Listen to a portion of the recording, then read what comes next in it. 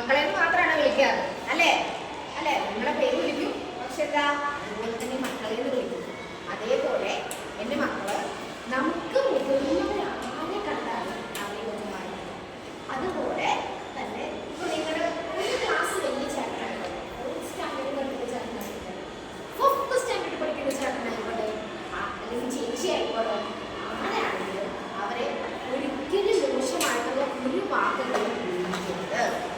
നിങ്ങളെ മോശമായ വാക്ക് ഉപയോഗിക്കുമ്പോൾ നിങ്ങൾക്ക് ഇഷ്ടപ്പെടുന്നത്, അതേപോലെ നിങ്ങൾ ഒരിക്കലും അവർക്ക് മോശമായ വാക്കുകൾ അവരോട് ഉപയോഗിക്കരുത്. എന്നും എന്ത് ചെയ്യുക?